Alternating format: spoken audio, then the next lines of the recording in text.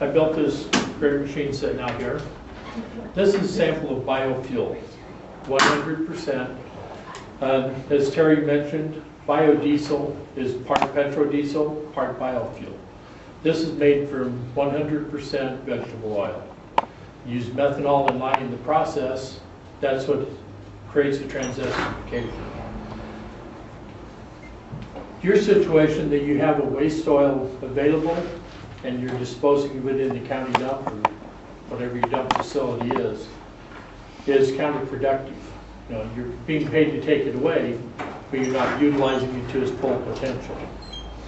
As the price of diesel fuel these days, and it's continuing to go up, the savings just gets greater. Myself, I generate fuel for about 52 cents a gallon.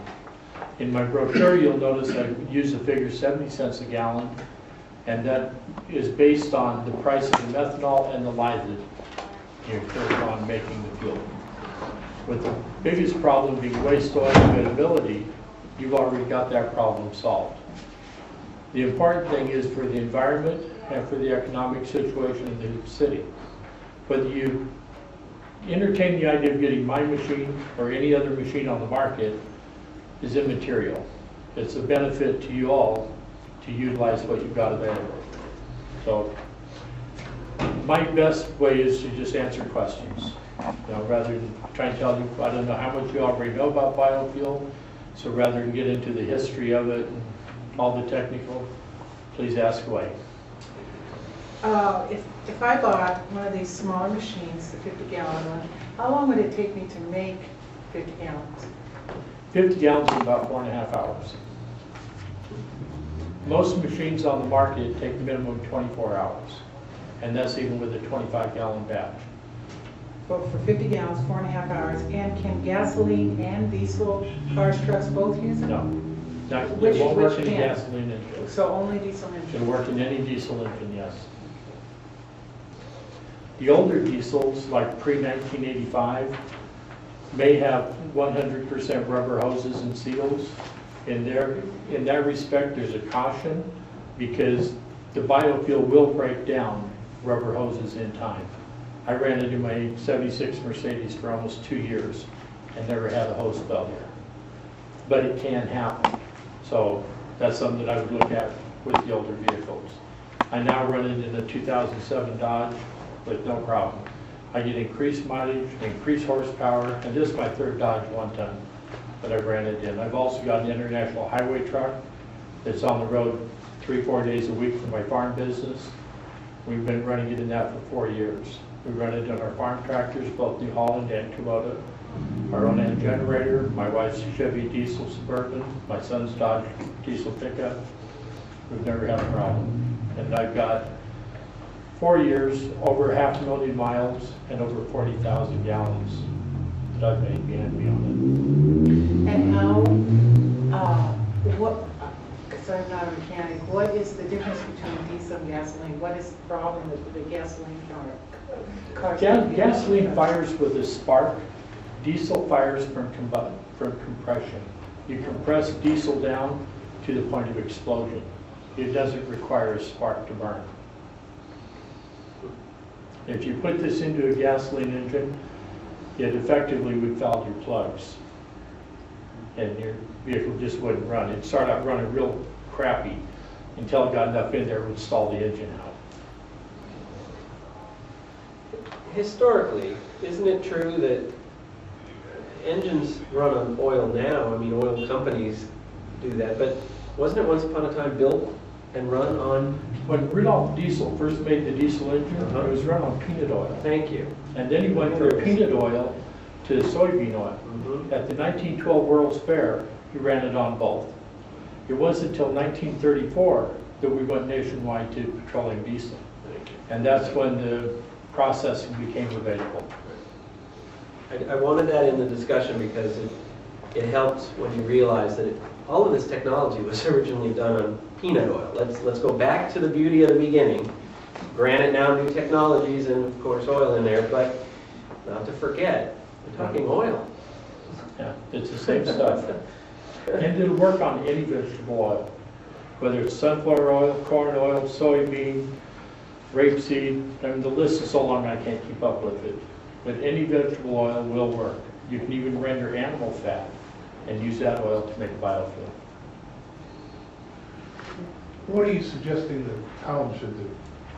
Look at purchasing a machine. Like I say, whether it's mine or another one, mine happens to be the best in my opinion. But if you purchase a machine for the use of the city, the person that you've got now that collects it and takes it to the dump can in about 15 minutes learn how to operate the machine and save you a ton of money. If you're making it for 50 cents a gallon, you're only saving about $2.50 a gallon. At $600 gallons a month, what's that, about $1,800, $2,000 a month you're spending on fuel that you would spend that you would be saving. But let me follow through a little bit on that. Okay. If the town collects it, and I wasn't aware that they collected even, if some entrepreneur were out there where the town could take it and hand it to them, and then they could Make the fuel for you? they could make the fuel for themselves, not for us. They could for themselves, yes. They could not make it for you. Anytime you're making fuel and selling it to another individual or to a municipality or any other entity, you have to be licensed as a fuel producer. In the state of Washington, those permits run about $90,000 to become a fuel producer. And it takes anywhere from 18 months to 3 years to get the permit. So you don't want to do that. Yeah. But you could, someone could make it for themselves. You could give them the oil, they could make it for themselves. And that'd be perfectly fine. But you could use that fuel. You could at a free state if they gave it to you. The entrepreneur that we handed this grease to, they could produce it For their own use. their own use. Yes. And pay no road tax for the first 2,500 gallons. Great. The full price of the machine is tax deductible. And you can take it off your first year or you can amortize it out over 2, 3, 4, 5 years. And there's other tax incentives put forth by the state. Every state varies. Different counties have different benefits.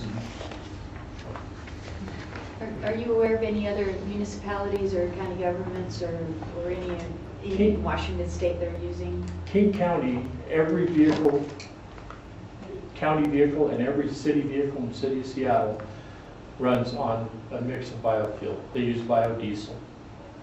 And they use a ratio anywhere from 10 to 20% biofuel. But in terms of this particular process? My processor, no, none of them are using mine to my knowledge. And also, one Washington State ferry runs on B20.